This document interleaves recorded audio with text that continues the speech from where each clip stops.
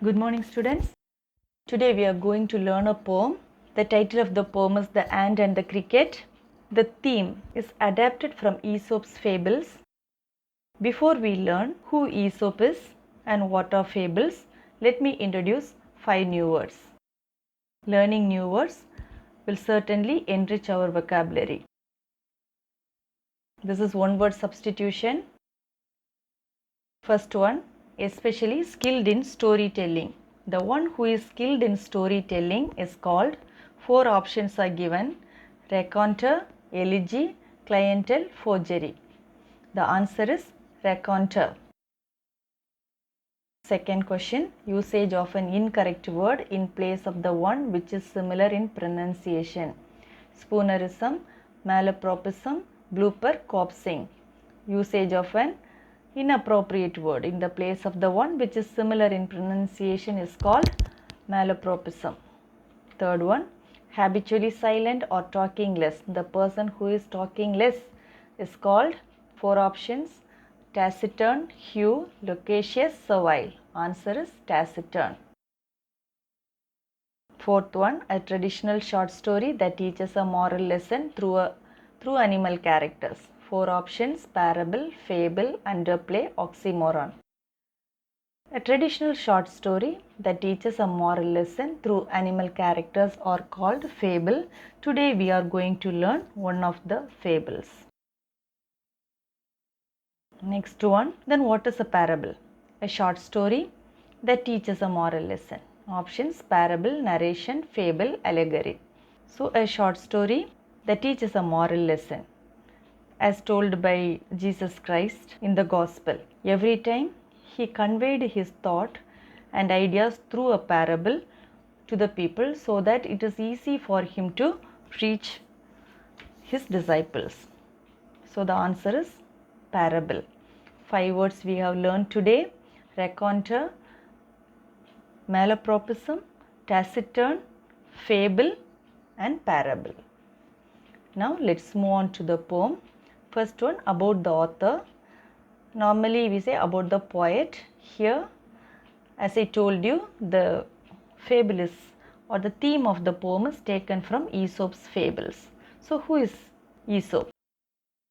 Aesop's fables is a collection of fables credited to Aesop, a slave and short story and storyteller believed to have lived in ancient Greece between 620 and 564 BCE. BCE means before Common Era.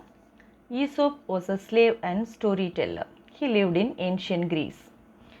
These fables became popular when they emerged in print. Several stories are attributed to Aesop even today. The process of inclusion is continuous and new stories are being added. Till date, new stories have been added to Aesop's fables. Collections of Aesop's fables were among the earliest books to be printed in many languages.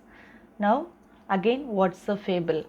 A fable is a traditional story that teaches us a moral lesson. Usually, the characters in the fables are animals. This poem, The Ant and the Cricket, teaches us the importance of hard work and planning. So, the main theme of the poem is the importance of hard work and planning. Before we learn the poem, let me introduce the paraphrase of the poem. In the poem, The Ant and the Cricket, 2 insects are used to convey a stark truth about life, that is, the fruit of hard work is the sweetest, whereas laziness is the root cause of one's miseries and downfall. The cricket meets death due to its laziness. On the other hand, the ant is an epitome of proper planning, execution, and exertion. In the first stanza, a lazy and silly young cricket spent all summer and spring in merrymaking and singing. It was when the winter came, it realized that its barn was empty and no shelter to escape from winter. So the cricket now goes to the fields to gather grain. Unfortunately, the fields are covered with a blanket of snow. It's starving without food and trembling in cold without a shelter. Finally, he made up his mind to borrow a handful of grain and shelter from a miserly ant. The ant listened to the story of the cricket and said, "We ants never borrow nor lend." The ant asked the cricket what it was doing during the shine. The cricket responded with all delight that it was singing and dancing. The ant smiled and said, "Go, dance again to chase the winter away." Saying this, it slammed the door close hurriedly to put a period to their conversation. The poet ends the poem saying that it's not a fable but truth, and added that some human beings are also like this lazy cricket. Let me read the poem now. A silly young cricket accustomed to sing. Silly, foolish or not serious. Young cricket. Cricket is an insect, you know. Accustomed to sing. It is used to spend its time in singing and dancing.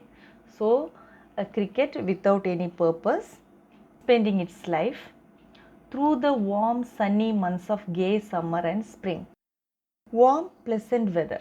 So, during the pleasant weather, joyful time, especially in summer and spring, it was busy merrymaking, began to complain when he found that at home his cupboard was empty and winter was come. So now winter has come. It realized that there is no food in its cupboard, in its barn, or in its room. Now it is worried.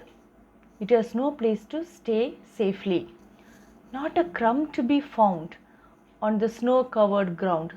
So the next moment it rushes to the ground to collect some grain.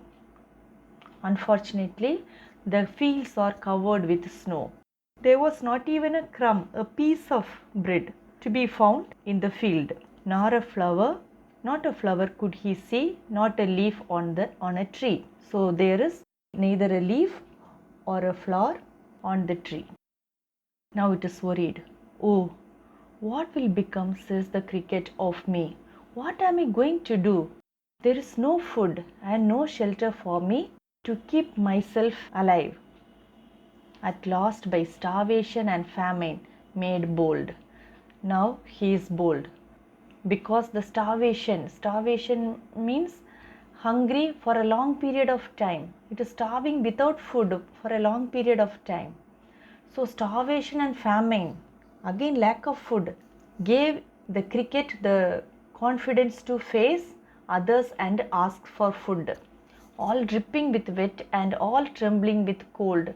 Now the cricket is shivering in winter. The weather is a biting cold. It's a bitter cold. The cricket couldn't bear the climate or the weather, and it has no food. Away he set off to a miserly ant. See, miserly. The adjective miserly means the one who hates to spend money. He is going to meet a miserly ant to see if to keep him alive he would grant. So he would be alive, the cricket would be alive if the ant granted him some food. So with all expectation, it reaches a miserly ant. Now we have learned 3 stanzas. Let me introduce the rhyme scheme and literary device of these 3 stanzas. What is a rhyme scheme? A rhyme scheme is like words end with the same sound. Here in the first stanza, pick up all the words at the end of the sentence. In the first sentence, the last word is sing, ending with ing sound. In the second line, last word spring, again ending with ing sound. Both the last words ending with the same sound. So put a, again a. Then third and fourth line ending with sound, home, come.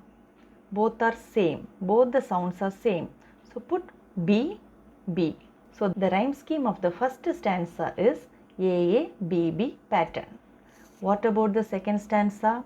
The first line last word ending with the d sound. Again the second line last word ending with the d sound. So put A.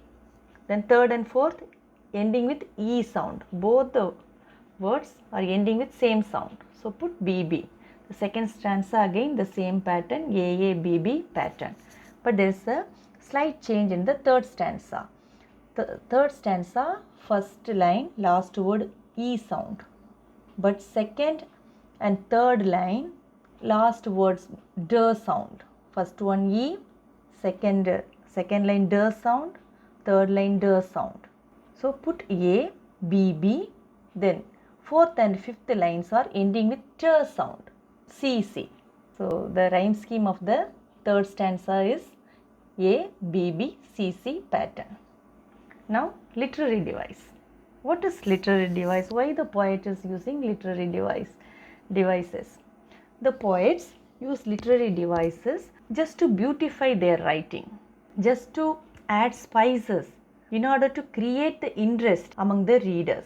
Here, the first poetic device is personification. You may ask me what personification is. Personification is giving human qualities to inanimated beings and animals. For example, the star winked at me. Winking is the quality of a man. How can a star wink at you? No. So just to create curiosity and interest, the poet says, the stars winked at me. Then the wind embraced me. Again, embracing or hugging are the qualities of a human. How can a wind hug you? Never, no chance. So, but the poet says, the wind embraced me while I was walking on the beach. Here, what is personification? Where it is used?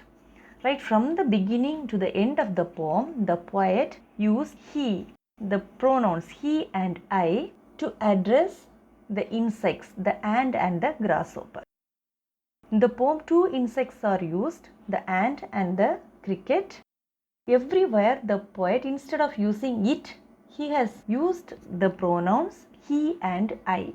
Normally, for human beings, we use I, you, we, he, she. So, this is personification. The poet has given the qualities of humans to insects. So, this is called personification.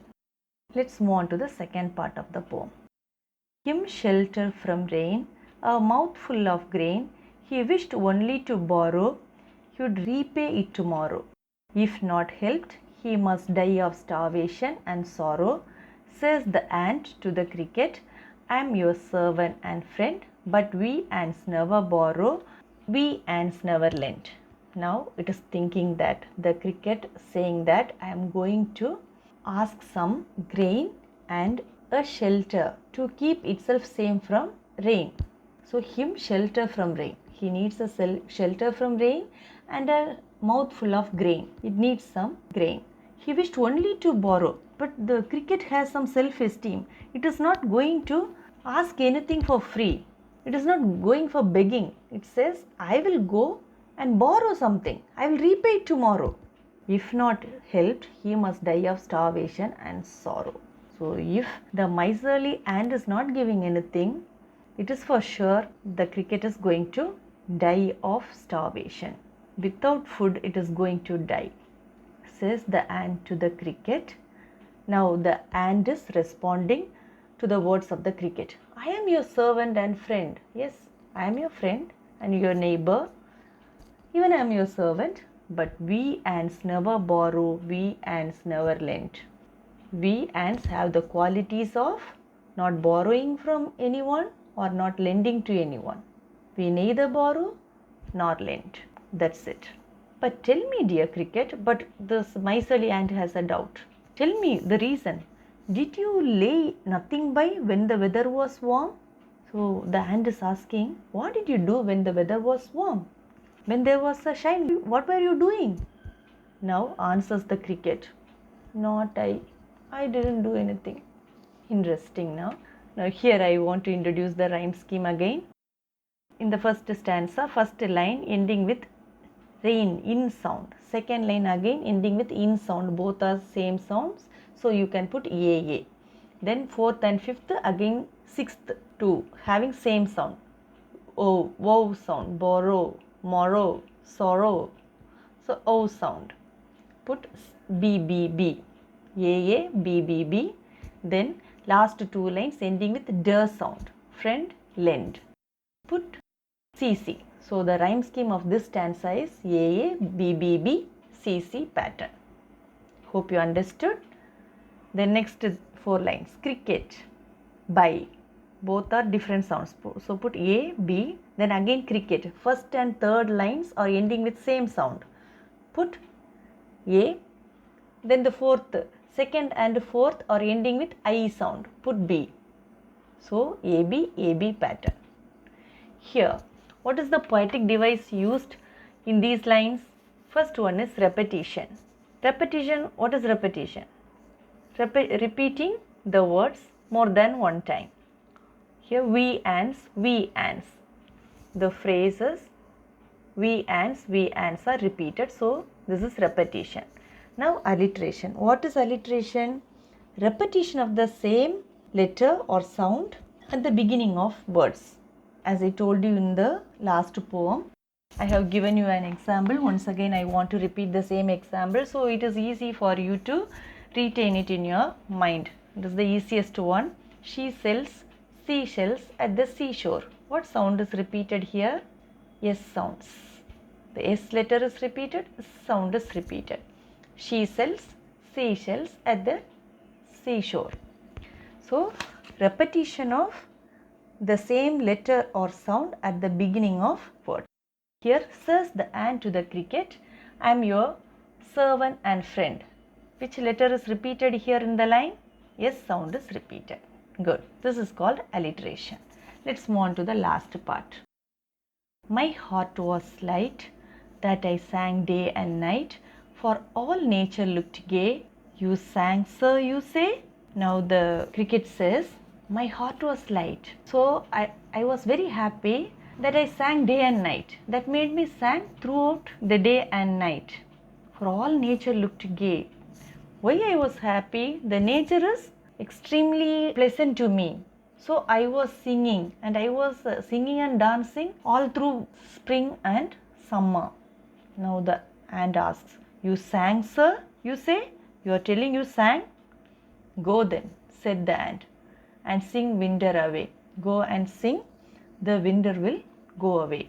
Thus ending, he hastily lifted the wicket, and out of the door turned the poor little cricket. Saying this, it slammed the door close because it lifted the wicket. What is the meaning of the phrase lifted the wicket? In cricket, when we take the wicket, we say lifted the wicket. So here, to put a full stop to their conversation, to put a period to their conversation, hastily it closed the door and went inside. And out of the door turned the poor little cricket. Folks call this a fable. So now the cricket had no other go. It returned home empty-handed. Now the poet says, people call this a fable. I will warrant it true. I say, I assure you, it's a true story. This is not a fable. Some crickets have 4 legs. Naturally, crickets have 4 legs and some have 2. Here some have 2. This is a comparison. He is comparing lazy men to the lazy cricket. He is telling some have 2. Some men are lazy. They are humans. The humans are compared to lazy cricket. So the poetic device used here is metaphor. Some crickets have 4 legs and some have 2. Naturally, crickets have 4 legs. Here, the lazy men are compared to lazy crickets. So what is the theme we have learned from the poem? The main theme of the poem is the one who doesn't work shouldn't be given food. An adage says, empty wallet and hungry stomach can teach the best lessons in life. Starvation teaches one the significance of working hard and saving for future. Make sure that you spend a few hours a day for your food and for your future. Hope you enjoyed the poem. Thank you. Happy learning.